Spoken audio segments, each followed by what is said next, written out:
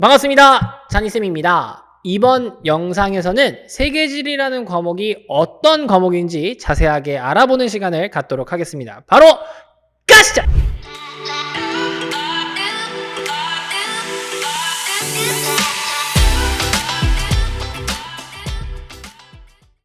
자, 여러분, 선생님이 지금 촬영하고 있는 시점에서 아마 여러분들은 선택 과목을 이제 선택해야 되는 기로에 아마 놓이셨을 겁니다. 아마 고1, 고2 학생들, 그리고 어쩌면 수능 선택 과목을 선택해야 하는 고3 학생들까지 볼 수도 있을 것 같습니다.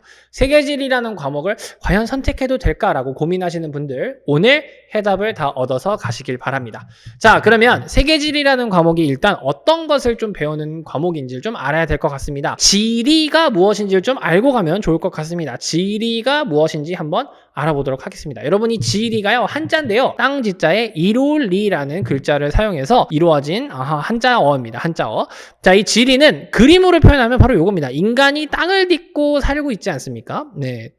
그림을 못 그리는 건 기분 탓입니다. 자, 이 인간이 살면서 땅 위에서 살면서 겪게 되는 모든 현상들을 배우는 학문이 지리라고 보시면 될 것 같습니다. 자, 그래서 우리가 겪는 현상들을 크게 두 종류로 나누면 자연 현상이 있을 것이고요. 그리고 인문 현상들이 있을 것입니다. 그래서 이 자연현상과 인문현상들을 공부하는 과목이 지리 과목입니다. 자, 근데 가끔 학생들이 가장 많이 하는 질문이 지리랑 지구과학이랑 똑같은 거 아닌가요? 라고 물어보는 학생들이 굉장히 많습니다. 자, 근데 이 지리는 방금 말씀드렸다시피 땅 위에서 인간에게 발생되는 모든 일들을 배우는 것이기 때문에 여기 보이는 이 땅속 깊은 곳, 땅속 깊은 곳이나 아니면 바다 깊은 곳, 바닷속 이런 데나 아니면 저 멀리 있는 우주, 인간한테 지금 직접적으로 영향을 주고 있진 않지 않습니까? 그래서 여기는 배우지 않습니다. 지구과학과 가장 큰 차이점이고요. 그리고 지구과학에는 이 인문 환경은 나오지 않죠.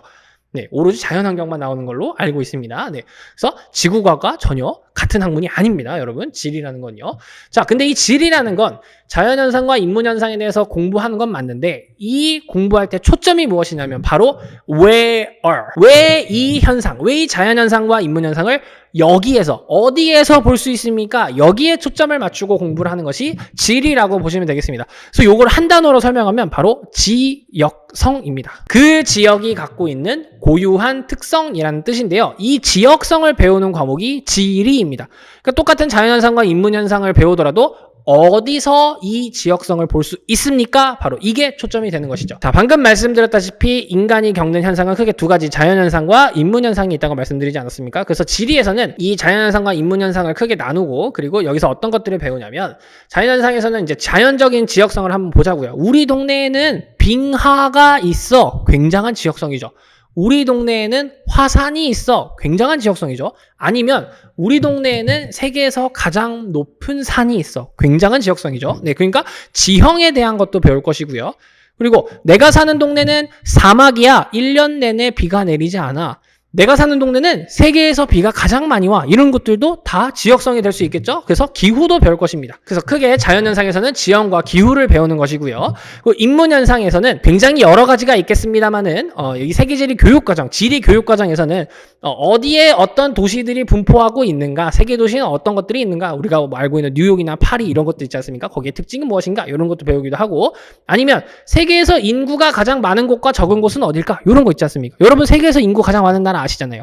중국 14억. 그럼 왜 거기는 인구가 가장 많은 나라가 됐을까? 이런 거를 배우는 거고요. 그리고 이제 종교 같은 것도 배웁니다. 왜 이 종교는 여기에서 시작했을까? 왜 이 나라에서는 이 종교를 가장 많이 믿고 있을까? 그러니까 이 종교가 이 나라에 미친 영향은 무엇일까? 이런 것들을 배우는 거고요. 그리고 먹는 거. 여러분 음식은 정말 중요하지 않습니까? 왜 우리나라의 주식은 쌀인가?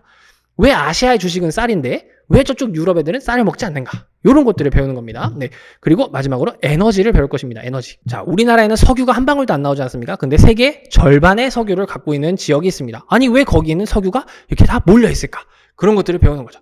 그래서 여기 있는 이 자연현상과 인문현상들을 쭉 배우는 이 지역성을 탐구하는 학문이 지리고요. 그리고 여러분들이 지금 궁금해하신 세계지리는 세계의 자연환경, 세계의 인문환경을 배우는 거라고 보시면 되겠습니다. 자, 그래서 선생님이 이 세계지리의 단원 구성을 좀 갖고 왔습니다. 그래서 어떤 단원들이 있냐면 세계화 지역이, 그래서 세계적인 전체적인 지금 흐름은 어떤 것인가, 그리고 세계의 자연환경, 기후와 지형들은 어떤 것들이 있는가 배울 것이고요. 세계의 인문환경, 방금 말씀드린 종교, 인구, 도시, 식량, 에너지 이런 것들은 어떻게 어디에 많이 있고 어떻게 이동을 하고 있는가 이런 것들을 배우고 이 배운 것들을 토대로 각 지역에서는 어떻게 나타나고 있는지, 몬순아시아에서는 어떻게 나타나는지, 오세아니아, 그리고 뭐 건조아시아, 북부아프리카, 유럽, 북부아프리카, 그리고 사하라 아프리카와 중남부 아메리카, 그리고 이런 것들이 이 해당 지역에서는 요 위에 배웠던 현상들이 어떻게 좀 구체적으로 일어나고 있는지를 살펴볼 것이고요. 마지막에는 이제 여러분들이 세계 시민이 되기 위해서 공존과 평화를 위해서는 어떤 노력을 해야 되는지, 그리고 어떤 국제적인 노력들을 하고 있는지를 배우는 그런 단원 구성이 되어 있다고 보시면 되겠습니다. 자, 그래서 이 단원 구성표만 보시면 우와, 굉장히 막 낯선 내용들도 많을 것 같다, 처음 배우는 내용들도 많을 것 같다라고 생각하실 것 같습니다. 그래서 선생님이 준비를 한 게 여러분들이 이미 학교를 계속 거쳐 오시면서 배워왔습니다. 물론 초등학교에서도 배웠습니다만 초등학교 거는 아마 다 기억이 안 나실 것 같아서 다 뺐습니다. 중학교 수업에서 세계지리 내용과 어떤 연관이 있는지 보도록 하겠습니다. 자, 요거는 세계지리 교과서입니다. 교과서에서 내용들을 좀 뽑아본 거여서 우리가 뉴욕에 대한 거 배울 겁니다. 도시에 대한 내용 배울 것이고요. 문화 종교 파트에서 이슬람교와 힌두교의 뭐 특성들 뭐 이런 것도 배울 것이고요. 자연환경에서 이제 지형 같은 거, 그래서 피오르, 이제 이게 빙하 지형입니다. 빙하 지형, 그리고 뭐 열대 우림 같은 기후적 특성들을 배울 건데, 요것들이 전부 다 중학교 교과서에 나와 있었습니다. 여기도 똑같이 뉴욕이 나와 있습니다. 여기 캐릭터 보시면 와, 여기가 맨하튼이구나 막 이렇게 얘기를 하고 있고요. 그리고 뭐 이슬람교나 뭐 이런 그 종교적 특성들 다 이렇게 나오고요. 그리고 자연환경도 한 번쯤은 언급이 되어서 배웠습니다. 그리고 여러분들이 요즘 유튜브나 아니면 뭐 이제 여러 매체들이 있지 않습니까? 페이스북이나 뭐 인스타 이런 것들을 통해서 여러분들이 워낙 자주 접하는 내용들이 있다 보니까 거부감 없이 친숙하게 들으실 수 있을 겁니다. 그래서 여기 단원 구성표를 보시면 중학교 사회의 이 단원들을 쭉 지리 파트 내용들이 이렇게 쭉 있는데요. 요것들이 이렇게 세계지리 내용들과 이렇게 중첩이 된다라는 거. 한 번쯤은 여러분들이 배우셨다는 겁니다. 자, 근데 아이고, 중학교 내용도 사실 기억이 안 나시죠? 통합사회에도 이 지리와 굉장히 연관이 많습니다. 이거 그냥 단원표만 쭉 갖고 왔습니다. 그래서 1단원부터 쭉 있는데요. 사실 여기 모든 파트에 다 지리 내용이 들어가 있습니다. 그래서 여기 여러분 보시면 세계 자연환경과 인간, 여기가 지형 기후를 배우는 파트였었고요. 생활공간과 사회, 여기가 이제 인문환경, 도시 파트를 좀 배우는 파트가 되겠고요. 문화 나와 있죠. 뭐 종교나 이런 것들 다 배웠었고요. 세계화와 평화, 여기 세계화 지역이 똑같은 내용 구성 요소를 갖고 있습니다. 그리고 미래 지속 가능한 삶, 여기서 인구와 에너지 이런 것들도 한번 다 언급을 했기 때문에 통합사회에서 배운 내용들도 굉장히 상당 부분 겹친다라는 걸 아실 수 있습니다. 그래서 거부감 없이 한번 들었던 내용들을 세계지리에 와서 조금 더 심화해서 배운다라는 느낌으로 접근을 해주시면 좋을 것 같습니다. 자, 그럼 여러분들이 사실 앞에 내용이 중요한 게 아니지 않습니까? 요즘 가장 핵심이 뭡니까? 생기부죠, 생기부. 내가 이 과목을 선택했을 때 내가 하려고 하는 전공하고 좀 연계가 되나? 내가 나의 그 진로와 좀 연관이 있는 과목일까? 라는 게 가장 궁금하실 거예요. 그래서 지리교과와 연계된 전공들이 어떤 게 있는지 좀 소개를 해드리도록 하겠습니다. 아주 직접적으로 다이렉트로 지리랑 연관이 있는 과는 뭐 지리학과, 지리교육과, 인류문화학과, 뭐 지구환경학과, 뭐 도시공학, 사회학과, 뭐 공간정보, GIS학 이런 것들이 있을 겁니다. 선생님이 지리교육과를 졸업을 했으니까 지리 선생님을 하고 있는 거겠죠. 자, 그런데 사실 대부분의 학생들은 여기 있는 이 지리와 직접 연계된 학과들을 가고 싶어하는 학생들이 있겠으나 대부분은 아닐 겁니다. 그죠? 그래서 그 과목들이 어떻게 녹아들어서 여러분들의 생기부에도 영향을 줄 수 있는지도 살펴보도록 하겠습니다. 아마 대부분의 문과 학생들이 경제와 경영학과를 이제 가고 싶어 하실 겁니다. 네, 그래서 이제 선생님 지리 파트에는 이제 경제의 세계화라는 파트가 있습니다. 세계화, 지역화 현상들을 통해서. 그래서 요즘 핫한 미국과 중국의 뭐 무역 분쟁 뭐 이런 것들, 그리고 다국적 기업 이런 내용들이 나오기 때문에 그런 내용들을 조금 더 심화해서 수업을 하시고 활동적인 측면에서 하셨다면 이런 식으로 생기부를 작성해 드릴 수 있는 거죠. 이게 대표적인 사례를 그냥 갖고 온 겁니다. 그래서 뭐 하나의 제품이 생산되기 위해 공간적으로 분화, 이 공간적 분화, where이잖아요. 지리와 이제 경제를 엮은 거죠. 왜 하필 여기서 이 경제 활동이 일어나고 있는가? 네, 그래서 스마트폰의 생산과 소비 과정에서 발생하는 문제를 경험함으로써 공정한 무역까지 무역도 딱 나오고요. 네, 이제 뭐 한국, 미국 요즘 최근에 발생한 이슈지 않습니까? 무역 분쟁 이런 것들의 배경, 이런 것들을 심도 있게 지리적으로 분석을 한 다음에 다 이렇게 경제 경험과 엮어서 생각을 할 수 있는 거죠. 대표적인 사례니까요. 그냥 한번 쭉 읽어보시면 될 것 같고요. 그래서 여기 상경학과에 여러분 대학에 가시면 배우는 교과목들이 있단 말이죠. 근데 거기 보시면 이런 과목들이 있어요. 다 지리와 연관이 있는 과목이죠. 지역경제학, 국제경제학, 환경경제학, 식료, 농업의 경제학, 경제발전연구, 재정 뭐 다 이렇게 다 일일이 언급하지는 않겠습니다. 근데 전부 다 여러분들이 세계지리를 한번 배우고 가시면 훨씬 더 도움이 된다라는 뜻이죠. 자, 미디어도 요즘 굉장히 핫한 그 과죠. 네, 미디어 관련 학과도 여러분들이 뭐 지역 이미지 이런 데 영향 미치는 요인 같은 걸 탐구해서 활동을 하는 거죠. 그런 다음에 이제 생기부에 이렇게 적히는 거죠. 이제 언론이 지역 이미지에 미치는 영향을 탐구했다. 언론과 지리를 엮어서 활동을 한 거죠. 네. 그리고 이제 여러 건 분석을 했고, 그래서 신안에 대한 인식, 지리적인 인식을 사람들에 대해서 조사를 했고, 지역 이미지 개선에 언론이 기여할 수 있는 부분을 논리적으로 제시를 했다.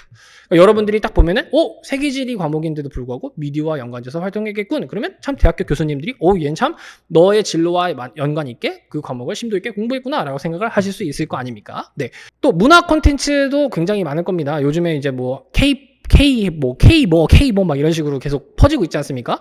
외국 드라마인데 여기 보시면 이게 다 이제 외국어로 번역돼서 그 수출이 되고 있습니다. 그래서 다 막 동남아 시장에서 굉장히 1위를 하고 막 그러지 않습니까? 그러면 그 나라로 갈 때 그 나라의 특성을 알고 좀 반영을 한다면 굉장히 더 성공적인 컨텐츠를 만들고 할 수 있겠죠? 그래서 컨텐츠를 해외 국가에 효과적으로 홍보하는 전략에 관심이 커서 거기 동남아시아의 지역의 미디어 시장과 지리적 특성을 분석했대요. 엄청난 거죠. 네, 그러니까 지리와 문화 컨텐츠를 엮어서 설명을 했으니까 굉장히 임팩트 있는 생기부가 나오게 된 거죠. 그래서 종교별 차별화된 홍보 포인트도 제안을 했대. 이야, 이거 뭐 아주 대단한 학생이지 않습니까? 그죠? 그래서 뭐 미디어 문화 컨텐츠도 역시 그 교과목을 찾아보니까 이런 것들이 있더래요. 다 전부 다 한 번쯤 여러분들이 세계지리를 배우고 접근을 하시면 좀 도움이 될 거다, 이런 말씀을 드리는 거고요. 자, 정치외교법도 상당히 많은 학생들이 관심이 있으실 것 같습니다. 그래서 뭐 내가 살고 있는 지역의 변화를 탐구를 하는 거죠. 그래서 여기 보면 굉장히 많은 이런 정치 관련된 일들이 일어나지 않습니까? 그래서 가장 요즘 핫 이슈가 되는 게 젠트리피케이션. 이런 현상들이 어떻게 하는지. 그래서 상가 건물 임대차 보호법을 분석했대요. 그걸 분석해서 이 젠트리피케이션이랑 엮은 거죠. 지리하고 정치 외교를 섞은 거죠. 네. 그래서 우리나라의 임대차 보호법 개정의 필요성과 방향 구체적으로 제시해야 돼요. 이야, 지리 과목에서 이런 거 분석을 한 다음에 정치 외교 쪽으로 심화해서 활동까지 했네요. 굉장히 좋은 행기부가 나온 거겠죠. 그래서 정치 외교 법학에서도 이런 쭉 나와요. 국제법이나 뭐 국제거래법 이런 거 다 나온단 말이죠. 한 번쯤 뭐 세계지리라는 과목을 배우고 가시면 조금 더 유리하게 배우실 것 같습니다. 사회학도 요즘 이슈가 많죠. 그래서 뭐 인구 문제 요즘 핫 이슈죠. 고령 사회. 요즘 뭐 노인이 너무 많아진다 뭐 이런 얘기가 있지 않습니까? 그래서 한번 좀 읽어보시면 좋을 것 같아요. 네, 너무 많은 걸 준비하다 보니까 길어지면 또 루즈하지 않습니까? 네, 그래서 비판적 사고 역량을 길렀고요. 상대방이 이제 뭐 이렇게 됐대요. 그래서 사회학도 여기 보시면 전부 다 지리와 연관된 교과목들이 열린다 이거죠. 그래서 여러분들이 세계지리를 겪고 가시면 또 도움이 될 것이다. 계속 반복합니다. 행정도 있을 겁니다. 그래서 거점개발, 균형개발이 이거 한국지리에 이런 내용이 나오거든요. 또 세계지리지만 한국지리 내용도 좀 갖고 왔어요. 그래서 인구의 변화가 이상의 공간을 어떻게 바꾸고 있는지. 그래서 인구 문제 양상 사례 중심으로 깊이 있게 해서 지방 소멸이라는 개념 쭉 해서 수도권의 투자가 지속되고 있는 상황에 문제의식 이런 거 쫙 해서 지방들 해서 짠 지리 과목을 배우고 행정과 연관지어서 생각을 또 했네요. 세계지리라면 또 이거 세계적으로 또 확대를 해서 살펴보면 되겠죠. 역시 행정학과 이런 데에도 굉장히 지리와 관련된 과목들이 몇 개 있더라. 네, 보시면 되겠고요. 자, 건축학입니다. 자, 이제 이과 학생들도 세계지리를 들을 수 있기 때문에 선생님 저 이과인데 건축학에 좀 관심이 많습니다. 이과도 들어도 됩니까? 당연하죠. 이과적 성향을 이과적 학과를 가고 싶으셔도 당연히 들으죠. 고층 건물 가이드를 통한 도시 경관 관리 사례 탐구. 그래서 고층 건물 가이드 제시하되 역사 건축물과의 조화, 환경 및 시민 친화성, 높은 디자인 등 기준에 충족하는 고르적인 개발에 허용했대요. 뭐라고 하고 고층 건물이 도시 경관에 미치는 영향. 도시 우리 배울 거거든요. 도시 경관에 미치는 영향 이런 것도 배우고요. 정체성을 지키는 경관 관리에 대한 공감대 형성이 무엇보다 중요하다 이런 걸 알게 되었대요. 그래서 도시 건축학하고 이 지리 내용을 또 엮은 거죠. 네, 그리고 종교별 건축 양식도 배웁니다. 세계지리에서도. 그러니까 그런 것들도 엮을 수 있겠죠. 건축학도 다 이렇게 세계 건축의 역사와 문화 이런 거 배워요. 세계지리에서 한 번쯤 다 언급이 됩니다. 이런 거 배우고 가시면 참 좋겠죠. 자, 그리고 농축산 생명공학 이런 것도요. 지리적 환경을 고려한 축산사육 방식이 동물 복지에 미치는 영향에 대해 탐구했대요. 그래서 이걸로 통해서 특히 동물 품종 특성을 고려하여 기후, 지형, 토양, 지리적 환경 조건을 충족하는 사육 방식을 제안하는 점이 인상 깊었습니다. 그러니까 엮은 거죠. 지리적 내용하고 이런 농축산 생명공학 파트를 엮은 거죠. 네. 그래서 역시 여기도 지리와 관련된 과목들이 또 열린다 이거죠. 네. 선생님이 모든 학과를 다 준비할 수는 없어서 이 정도 준비했지만 굉장히 세계지리라는 과목이 여러분들의 진로와 관련된 학과에 다 연관지을 수 있다라는 거 그렇게 생각을 해주시면 될 것 같습니다. 자, 그리고 핵심이죠. 요즘 사회탐구 세계지리가 어떤 정도의 위상을 갖고 있는지 보도록 하겠습니다. 자, 5개년의 수능 사회탐구 응시자수 순위를 보면요. 지리는 이제 3위, 4위를 계속 기록을 하고 있습니다. 한국 지리는 부동의 3위고요. 세계 지리는 4위를 기록하고 있는데 요걸 조금 역사를 조금 길게, 이제 우리가 이 과목 체제가 형성이 된 게 2014학년도부터거든요. 이때부터 이제 8개년 순위를 보면은 한국지리는 계속 부동의 3이었어요. 부동의 1이 생윤, 부동의 2이 삼훈, 그리고 부동의 3이 계속 한국지리였어요. 근데 세계지리를 보시면 계속 순위가 올라가고 있죠. 이 얘기는 학생들이 세계지리 해보니까 점수도 나름 잘 나오고 하는데? 라는 게 이제 슬슬 입소문이 나고 있다라는 거죠. 그래서 부동의 4위까지 이렇게 올라오게 되었다라는 거. 네, 그래서 수능에서도 지리를 선택하셔도 굉장히 안정된 점수가 나오기도 한다라는 거. 자, 근데 여러분이 궁금하실 수 있습니다. 그럼 선생님 1등급 커트 몇 점인데요? 궁금하실 수 있을 것 같아요. 세계지리 하면 1등급이 잘 나옵니까? 그게 여러분들의 가장 궁금한 관심사 아니겠습니까? 준비를 했죠. 자, 최근 2014학년 수능부터 2021학년도까지 수능 1등급 컷입니다. 1등급 컷. 자, 1등급 커트를 보시면 50점 만점이죠, 여러분. 자, 요즘에 사회탐구가 이제 여러분들은 두 과목을 선택하지 않습니까? 두 과목을 선택해야 되기 때문에 과거에 선택 과목을 많이 선택했던 시기보다 과목 수가 줄다 보니까 학습량에 대한 부담이 줄었고, 그리고 기출문제가 워낙 많이 쌓여있다 보니까 학생들이 이제 사실 50점 만점이 아니면 의미가 없는 시대가 되었습니다. 자, 보실게요. 동아시아사 이때 50점 커트였네요. 2015 수능에서는요, 쭉 보니까 경제, 여기 경제 50점 커트만 좀 보시면 되겠습니다. 사회문화도 50이었네요. 2016 수능에는요, 생윤, 한지, 세지, 세계사, 정법 다 50점 1등급 커트였네요. 17 수능, 세계지리가 50점. 하나밖에 없네요. 네. 2018 수능, 생윤, 윤사, 세지, 동아시아사, 정치화법, 경제가 다 50점 만점이 1등급 커트였네요. 19수능 50, 50, 50, 50, 50, 50, 50 무슨 일입니까? 그죠? 네, 쭉 50이고요. 2020수능 여기도 50, 50, 50 쭉 없네요. 네. 그리고 2022 작년 수능이죠? 작년 수능 생윤, 윤사, 한지, 세지 그리고 세계사 전부 다 50점이 1등급 커트네요. 자, 그리고 보시면 다 40점 후반에서 왔다 갔다 한다는 걸 알 수 있습니다. 즉 여러분 수능 난이도가 어떻든 간에 50점이 나와야 1등급이 안정권이라는 걸 여러분이 이걸 보시면 바로 아실 수 있을 것 같아요. 네, 무슨 과목을 선택하더라도 50점이 나와야 1등급이 안정적으로 나오는 시대가 된 거죠. 그러면 여러분들의 선택 과목을 선택하실 때 지리 선택해도 됩니까? 라고 물어보시면 여러분들이 지리 성향에 맞으시고 여러분들이 해봤더니 좀 나랑 잘 맞는 것 같아요. 그럼 꾸준히 선택하셔서 밀고 나가시면 안정적인 점수가 나온다. 이 말씀을 드리고 싶습니다. 자, 그럼 마치기 전에 제가 지금까지 학교 생활을 하면서 가장 많이 들렸던 세계지리 주요 Q&A를 좀 말씀드리도록 하겠습니다. 자, 이제 가장 많이 하는 질문입니다. 선생님, 저는 세계지리랑 제 진로랑 관련 없어 보이는데요? 선택해도 될까요? 가장 많이 하는 질문입니다. 가장 많이 하는 질문. 선생님 좀 기사를 하나 갖고 왔습니다. 자, 이 신문을 보시면요. 여기 잘 보이실지 모르겠지만 2021년 7월 5일 얼마 전에 나온 기사입니다. 자, 이분이 그 무슨 MBC 프로그램에도 나오시는 전 서울대 입학사정관님이라고 하십니다. 자, 이분이 이제 고등학교 과목 선택을 어떻게 하면 좋을까? 이런 얘기를 하셨대요. 그래서 이분이 그 지리 부분을 얘기한 게 있으셔서 좀 갖고 왔습니다. 어떤 학생이 경영학과를 지원하려고 하는데 사회 과목 안에서 여행지리, 세계지리 이런 지리 과목에 관심을 끈다고 한다면 전공에서 분리하지 않는가 묻는다 이거예요. 그러니까 경영이라는 이름하고 지리라는 이름하고 좀 괴리가 있으니까 선생님 지리 하려고 했더니 경영학과랑 안 맞는 거 아니에요? 라고 물어봤다 이거죠. 그러니까 학생은 나중에 화장품을 세계 판매하고 싶대요. 그래서 그렇다면 세계의 지리적 여건에 맞는 화장품을 알아보기에 세계지리를 택했고요. 과목 연관성이 있죠. 여행 중에 화장에 대해 이야기 위해서 여행지리를 공부했대요. 그리고 거기에 플러스 세계 각 지역 역사 속의 화장 관련 사실을 알아보기에 세계사까지 공부했대요. 자, 이렇게 하니까 어쩌면 이 학생은 개성적인 선택을 했기 때문에 개개인성과 다양성이 돋보여 대학 진학에 유리할 수도 있다라고 얘기를 했네요. 그리고 진학 후에 이후에도 자기만의 꿈을 이룰 수도 있대요. 그러니까 자기 진로와 연관이 있는 과목을 하려고 여러분들이 생각하실 텐데 세계지리라는 과목은 여러분들 진로의 모든 걸 다 엮을 수가 있습니다. 네, 아까 여러 개의 사례를 보여드렸는데 여기 있는 사례도 굉장히 좋은 사례가 되니까 보시면 될 것 같습니다. 자, 그리고 많이 하는 질문입니다. 두 번째 질문이에요. 나라 이름하고 수도를 하나도 모르는데 선택해도 괜찮을까요? 자, 이 질문도 엄청 많이 합니다, 여러분.